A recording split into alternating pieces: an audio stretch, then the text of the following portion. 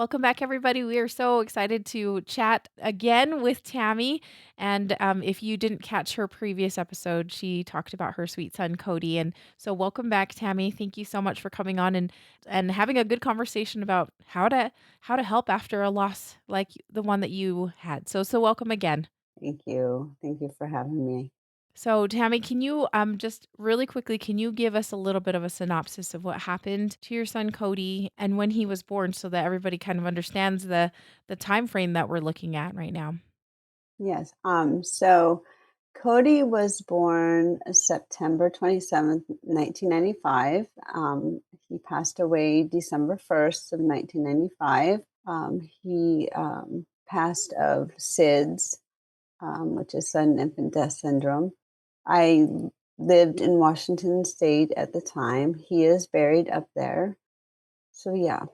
And that is, if you get a chance to listen to it, is a beautiful story. And Cody was, if you, I just love how you described him that he was a big baby and just a big one, and because your other kids are small. I mean, like, at least your oldest daughter was quite petite, so it was fun to hear about him and his little personality. So, okay, one of the things that I really like to ask other lost parents is, what kind of support did you see after you lost Cody? Like, I because of the fact that everybody knew him, right? Like, they had met him, they had interacted with him, they saw him, you showed him off, like, he was 2 months old, and so, how did people come out of the woodwork and support you in your grief afterward? Um, The majority of the people, they were very helpful, Were they? very Okay. helpful.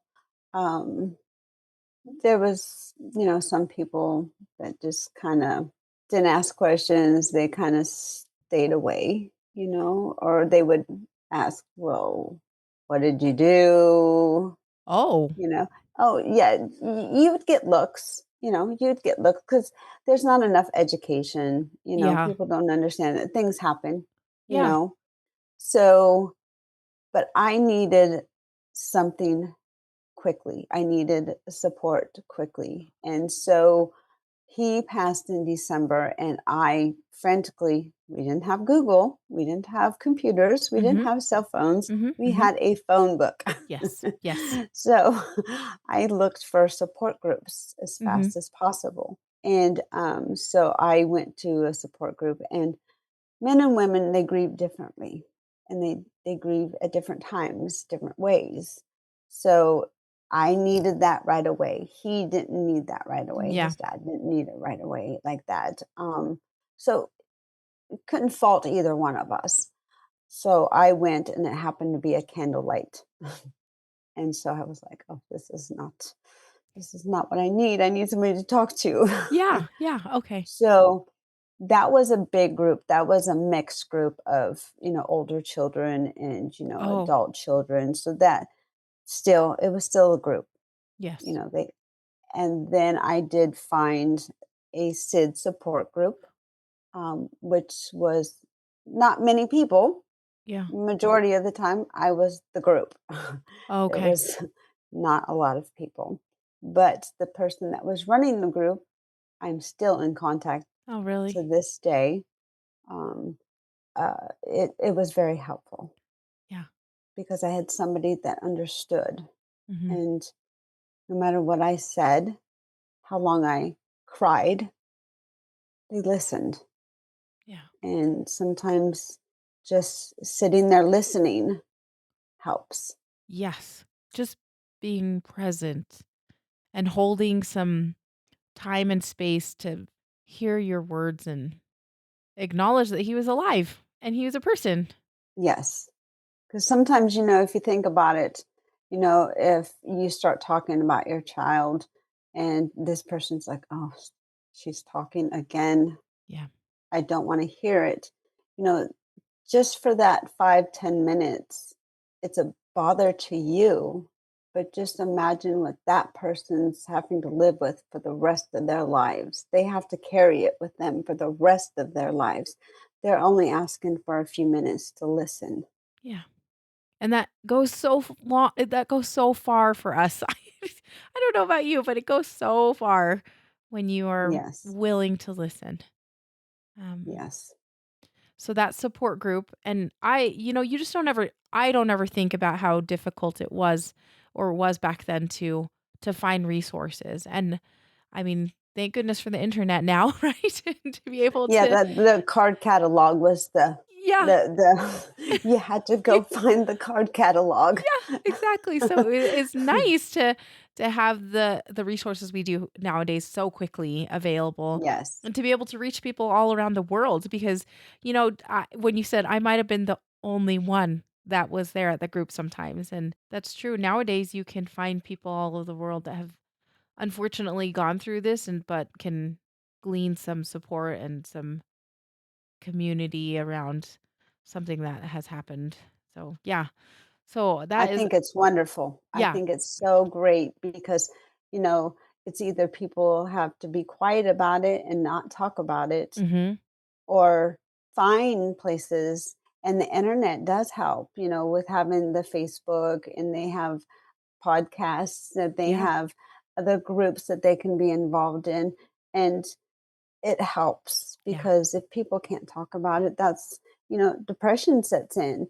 Mhm. And I my son was 2 months, but a lot of parents go through the baby blues, they called it, Yeah. Yeah. postpartum, and it's still, you need people. You You need need people. people. Mhm. Yeah.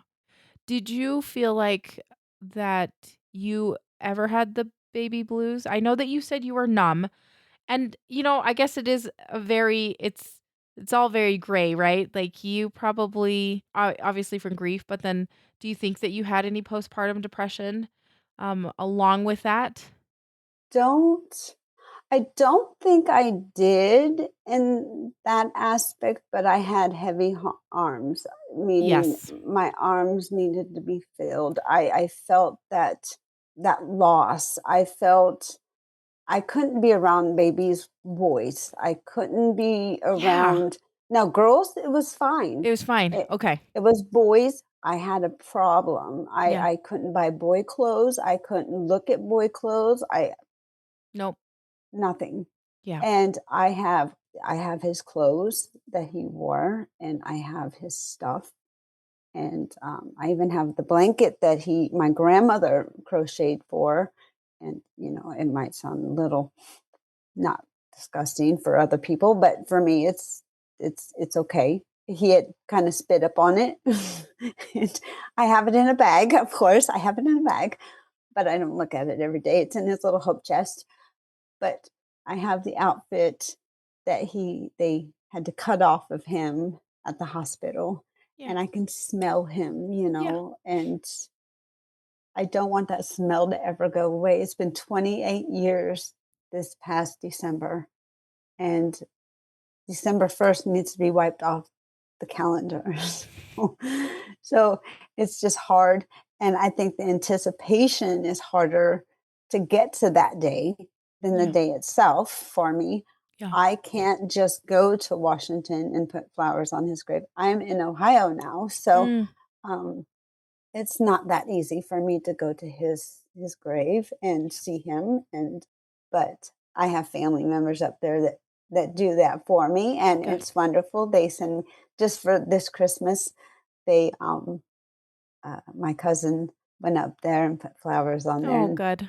was on the phone with me, and video chatted with me and showed me, and it's just such an honor that my family still does that for me. Yes. That is so kind, and because I mean, they were affected by his passing too, like, that he was part Yes. of their family, and they're Yes. your family tree, so I think that's cool that they are willing to do that and and share. Yes.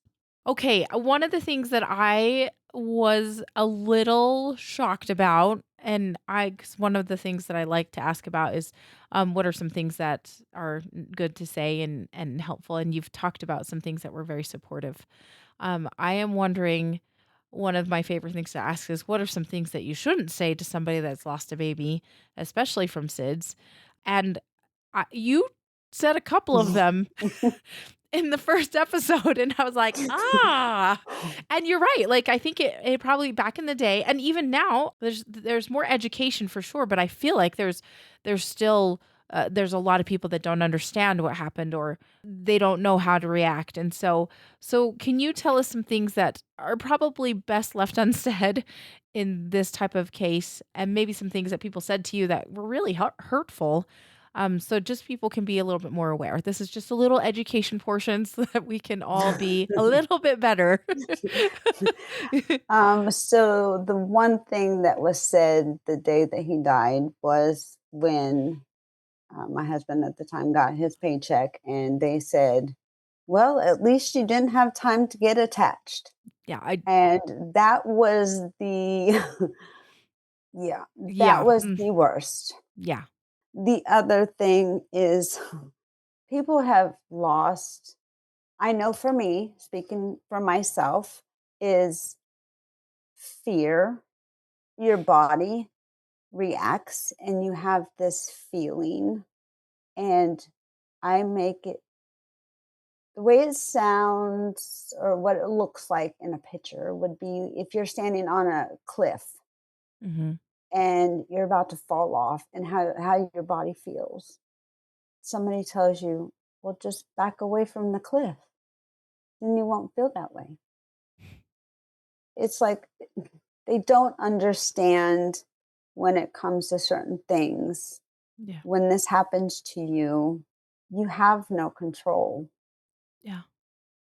That fear's there. Yes, it's If it in was your that easy to turn off, then I would not have it turn on. yeah.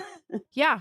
Your body remembers that trauma that you had. I mean, like, that is traumatic and, yeah, your body remembers that fear, and it's an instinct, I think. It's, once Mhm. again, trying to protect you, and so were people just basically saying, Get over it. "Get over It's it. done. It's done. It's been time. Shouldn't you You've be had enough past this?" time. Yeah. You have enough time. It's been enough time. You should be done. The grieving time is done. I didn't Just like a child being born, it doesn't come with a book. Ye I ye didn't think grief came with a book too, yeah. Ooh, that's a good response. because if there is, I'll buy it. Yeah. Is it on Amazon? Yeah, let's do it. Yeah, because the grief might get a little bit easier, but it never goes away. Mm-mm. It doesn't. It's you go through it. Yeah. Yep. You have to go through it, and it's painful, and it revisits you in weird ways and weird times, and it's yeah, it's ever changing, it feels like. And you've had 28 years to experience that. What are some things I guess maybe you've noticed about your grief as time has gone by? It's lightened up, having my children, my girls. Cody was my only son, and he was my second child. They're grown adults, so they have their own babies, Mhm. and I believe, a different type. My grief is different now. Mm. It's like I was saying before, the grief of not knowing what my son, if he'd be married, if he would Yeah. have kids, how many kids would he have? What would they look like? Yeah. And then I step back and say, "Oh, you know what? If this didn't happen, then I wouldn't have my other 2 children, because we made the choice not to have any more, because we had our girl and our boy. We Yeah. were done. Yeah. So I was blessed with 2 other children, and I'm thankful for it. Yeah. And I look at it I look at it that way Mhm. because of the grandkids that I have now, and I wouldn't have that part of my family. So he allowed them to be here. So he plays a big part of this. Yes. He was here, but if he didn't go, they wouldn't be here. Yeah. So it puts a smile on my face of what I do have, Yeah. and he's with us. Yeah. Very much a part of who your family looks like now, and yeah, that's so I have a very similar feeling about that with our family as well, because I don't know if our little 3rd son, I mean, our 3rd child, our son, would be here if we hadn't lost our son, Brandon. So, yeah, it's interesting to think about. Um, And over time, it made it easier for me to say that yeah, over time. yeah. Now, would I was that easy R right after right I had my after? last child? Yes, yeah, that No, it I no, yeah, remember having my last child and having Cody's picture right there, and apparently I didn't realize I said this, but it's on video. I said, "Son, we're done," meaning we weren't gonna have any more children. yeah, So, I d that was just a reaction that he was the only boy and he was gonna be the only boy, and yeah, so, you know. yeah. Wow. Well, and speaking of your grown kids now, one of the things that you emailed me about actually was about what your daughter and an experience that she recently had. And so can you tell us a little bit about that and share with our audience? Yes, so I have an older daughter, and then I had Cody, and then my rainbow baby, Shelby. She has a daughter, and she just turned 6. And then in 2021, she was pregnant with our with my side. Um, First of all, let me tell you this: the me and the kids' father are no longer married. Right. Yeah. We're divorced. I've been remarried. So Shelby lives in another state, so we're not in the same state. She is she was pregnant with her son. She found out she was having a boy. So on my side with my 3 girls, this would be the first boy. Yeah. So that was scary for me. Very, very scary. With her daughter, I flew out there and I was there when she had her. I actually got to cut her cord, Oh, and it was such an honor. And so when I found out she was having a boy, I was really nervous. I was anxious. I even spoke to my doctor about it to make sure. So, I was very anxious the whole time. And COVID was around the COVID time and yeah. stuff, and my work and everything. It's not like I could get on a plane and just fly out there. Yes. Yeah, it really So, was in the middle of COVID, so there was a lot of restrictions still happening in hospitals, on mhm, airplanes and everything. So yes, yeah, not super easy to travel or move around. no, and she's actually in Oregon, and I'm in Ohio, so Oh, yes, it's a yes. distance. Mhm. So it's not like I could just hop on a plane and be there. So everything was going great, and she would send me videos of her and my granddaughter finding the heartbeat at the doctor's office. Mm. It was so awesome to hear his heartbeat and everything. And the technology nowadays, is great. It is so different. It was great to be a part of that and Yeah. to see that. He was due November 1st of 21. And on my daughter texts me on the September 23rd, which is my husband's birthday, and says, "Mom, my granddaughter Emily, she was looking for a teddy bear named Cody." And I said, "Well, that's kind of strange." So it was that was just out of the ordinary. She was looking around the house for this teddy bear named Cody. And so we never thought anything of it at all. Then on the 27th is Cody's birthday, so of course I have to have his birthday cake. Uh, so we have birthday cake on the 23rd for my husband. We Mhm. have birthday cake on the 27th for Cody. Yeah, we have a lot of birthday cake. It And so it's great. So, and Shelby knew with our time zone difference, please do not call me after a certain time because my heart drops. I mean, I literally panic Yeah. because I fear the worst. So we already had that established. And on the 28th, I just, I don't know what it was. I went to go get a piece of cake and something just said to me, I heard this voice. No one's really heard me say this, but because they're going to think I'm crazy. But I heard this voice and said that Ryder was going to die. And I said, who in the world am I thinking? This is not, there's nothing wrong with him. He's fine. I'm talking to myself like I was crazy or something.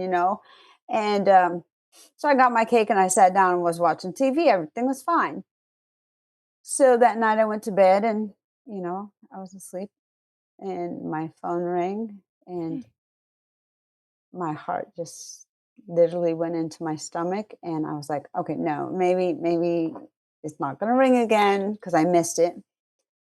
And it rang again. And I jumped up and I didn't want to wake up my husband. So I started, to go downstairs. So I went and wake him up because he had to get up so early. And all I heard was, Mom, I'm so sorry. Now, mind you, my daughter was 35 weeks pregnant. She was going to be induced within a week or so. And she goes, Mom, sorry, but there's no heartbeat. And I said, no, they got to keep looking. It's there. It's there. They just got to look. They got to look. Just keep looking. Mom, there's this. I said, no. Where are you at? I was confused. I was like, no, no. Now she went to the closest hospital, and the hospital she was supposed to deliver was an hour away. She wouldn't been able to get there. Yeah. So she went to the nearest hospital, and of course, they told her, we don't deliver babies here. And they made her wait in the waiting room. And well, I didn't know any of this because she didn't call me until she was in the back, and they determined that his heart had stopped. And she told me that they were transporting her to where she was going to deliver. And so I stayed up all night, all night, just please no, they're going to find his heartbeat. He's going to be fine. And I get a text message. And well, my husband gets up and says, what are you doing up so early? And I said, Ryder's gone. He goes, what? Did she have the baby already? I said, no, he's gone. She's in labor and he's gone. And he goes, no, he's fine. He's going to be fine. He's fine. So within 10 minutes of him leaving, she texts me. She said, Mommy's here. I said, he's okay, right? She said, no, Mom, he's gone. Can't be gone. So I just dropped to my knees and it was just like going back to 1995 all over again. It's like, this is not happening. This is just not happening to my daughter. And I knew I couldn't be there. And so I called her, video chatted her, and she had just had him and was holding him. And he was so beautiful, just so beautiful. What happened was she had placenta abruption and she had lost 4 liters of blood. Oh my gosh. And she was all by herself. And it broke my heart not being with my daughter, not being able to help her. But I was thankful for the phone be able to video chat with her. But I did get ridiculed for not being there, and people couldn't understand that it's not that easy to be there, to be there for being so far away. But it was easier for them to ridicule me than Yeah. to understand the circumstances. But my daughter was she was so brave. She did such a wonderful job. I am so proud of her. She had him in her room. She had him at their time zone at 2, I think it was 2 something, and kept him all day. She dressed him. She took pictures, and she showed me everything. He was just such a beautiful baby. And sh and the people that did see him, talk to her and stuff said, "She's so calm." I said, "Is the baby with her?" And they said, "Yeah." And I said, "That's why. She's Mm. whole. She's with her son." Yeah.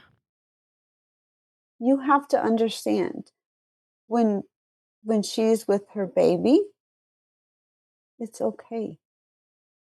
And so I tried to make sure that we helped to make sure she had made the choices that she needed to make, Yeah. that Good. she made them. Yeah. And I said, Shelby, you're going to have to make some decisions. They're going to ask you, do you want to do this? Do you want to do that? Do you want to bury? Do you want to cremate? They're going to come at you with questions. So many And questions. so she decided to cremate, and so I said, you need an urn, and so she said, "Mom, will you help me?" And I said, "Yes." And so I never would have to buy my grandson's urn.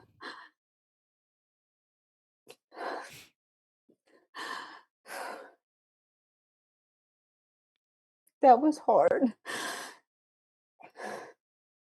To watch my daughter go through this has been painful. Yeah. And I don't know, times have changed. I felt, I still feel that times have changed, that I think people are putting limits on how long you need to grieve. And it's up to other people to say, "Hey, you can only grieve so long, and you need to leave it alone. It's over." And that's not true. You know, Yeah. People need to grieve, because if they don't grieve, they're not going to heal. And if they don't heal, then bad things are really going to happen. Yeah. It's gonna come out somewhere else, and it's gonna be Yes. bad. Yes. So she had the baby in there for literally until at least I think 5:30 that evening. So Yeah. well over 15 hours or so Yeah. with her. And then there was no autopsy done, because they They knew it knew was it the was yeah. placenta. Hmm. Oh. Was she So doing okay? I'm actually curious. Was she okay after losing 4 liters of blood, essentially? I guess it took a little while for them to stabilize her Okay. blood, but they finally got that up. Okay. Good. Yeah, and so that's been. I still haven't been able to get out there yet to see her, Mhm. but we do talk and stuff. It's just it's hard. Yeah. It's very difficult, um,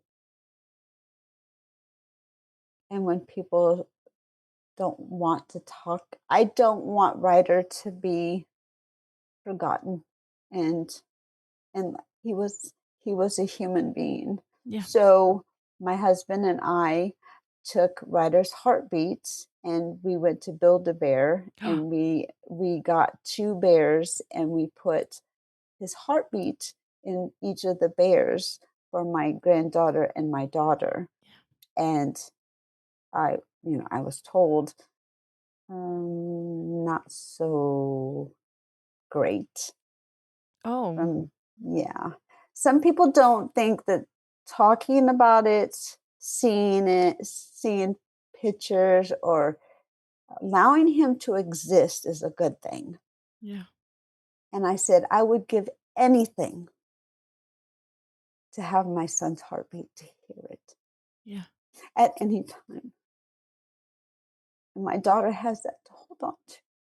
yeah. And she did get the mold of his hands and his Mhm. feet, and that I wish Had those too, that is yeah. so awesome Yeah, for it is. her. It is. Yeah. It's awesome, and I am just so thrilled of what some of the hospitals are doing nowadays. I want to help implement some things because of the loss of my son, and my grandson as well. Um, because when you lose a child, you're not thinking. You can't. Mm-mm. You're numb. You Yeah. can't remember everything. No, no. So it's nice to have somebody to think for you, Mhm. and you may or may not want this, but later on down the line, you might go, "Oh, I wish I would have done that." Yeah. Oh, Or, "I'm so glad I have this," yeah, Yeah. yeah. So, it's very important to me to do this. I'm going to be getting my certification in grief counseling, and I Oh, want to help mother and fathers, families, that have lost children as well. That is just a passion of mine. yeah. It's so important, but it's hard when it's your own family. Yes. It is really hard.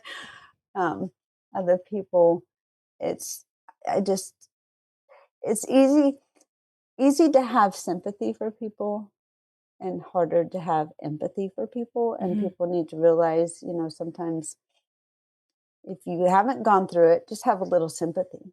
Yeah. That goes a You long don't way.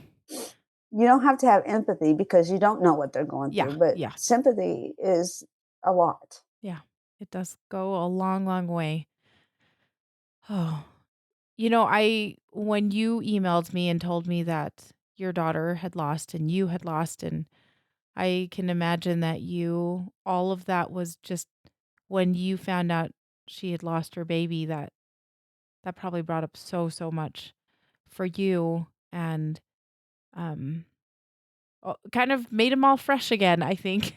That's what I would think. I was just like, "No, no, this can't be happening." Like you said, "This can't be no, check again." And so I was already nervous about it yeah, exactly. already, and then something Some did bad r happen, yeah. and so I actually called my doctor, and we had a meeting set up, and he was supposed to be going on vacation, and for some reason our connection wasn't going through, and he actually stayed 2 hours longer in his office just to make sure he could talk to me Oh, good. because he knew that I'd have a problem, and he wanted to make sure that he let me know about the therapist and stuff that he wanted me to talk to because he knew that this is not going to be good. Because at that moment, I seriously thought, "How am I going to do this?" Yeah. You know, and I. The other thing was a friend of mine, a coworker, her her daughter had a whole bunch of boy clothes that they gave me to send to Shelby for Mm. Ryder, and I had just picked them up a few days Oh, prior, and I had all these boxes of clothes, and they're brand new clothes, and I literally went in there and just started shoving these boxes in the closet, and I didn't wanna look at them, and so it was like, "Oh, no, this is this is happening again." You know, I couldn't do anything with them. I didn't even want to open I yeah. and then after that, then my my other daughter found out she was pregnant with a boy.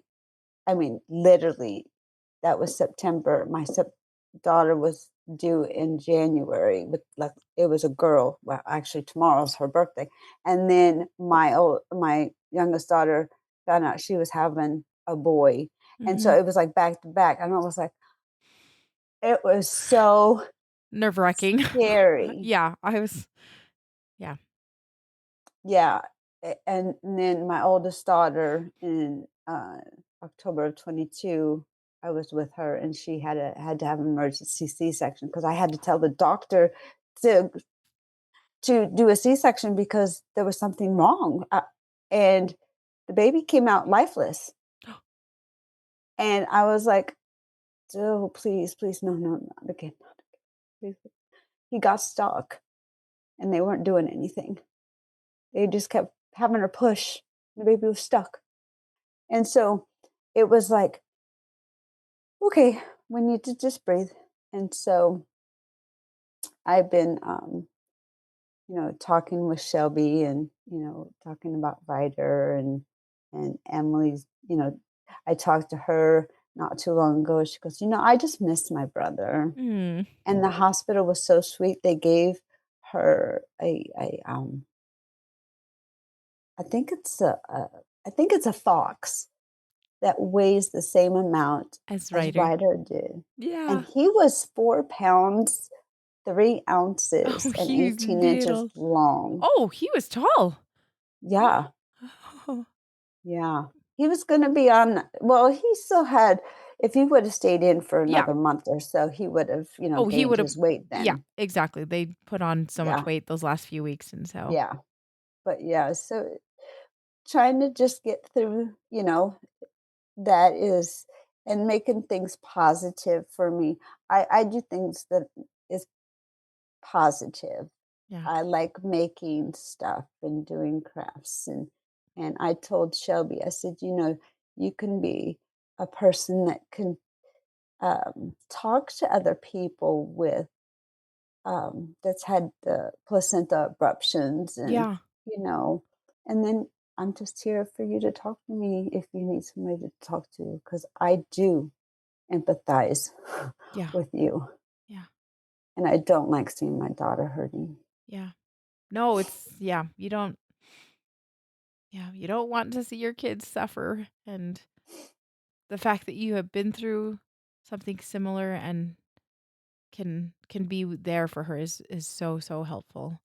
I'm sure to her. She may not realize it until a little bit Yeah. later or sooner or later it ends up being helpful. So, Tammy, thank you so much for coming on and sharing and really just giving an eye-opening I like, it really was so helpful to talk to you today, and, I'm sorry for your loss, I'm sorry for your daughter's loss, like, the and your it's kind of a double loss, you lost a son and you lost a grandson, and that in itself is that's heavy. It's really, really heavy.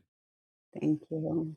I wanted to ask if there was any last bit of advice or anything that you wanted to share about this process or anything that has really helped you or stuck with you, or if you wanted just to say anything about Cody. I just think that, when you're going through this is just allow yourself some grace. You're going to go through those moments where it's going to be painful Yeah. and it's okay. Yeah. Give yourself some grace. I was thinking about this morning. It's kind of like driving on a freeway, grief. And sometimes you get off the road and you don't know where you're going and you end up on a back road and you're like, oh, well, I don't like this. So let's get back on the pavement. Um, for me, grief is always going to be there, but it's just, I have to go through it every day, and some days are great, some days are not, and just grace. Give yourself grace. And I miss my son every day, and I I just want him to know that I love and miss him so much, and I wish he was here, and that I know if he was, he would have been a handsome young man. Yeah. Tammy, thank you so, so much again. Oh, thank you. You have taught me so much, and I'm so grateful we got to get to know Cody today. So thank you again. Thank you so much.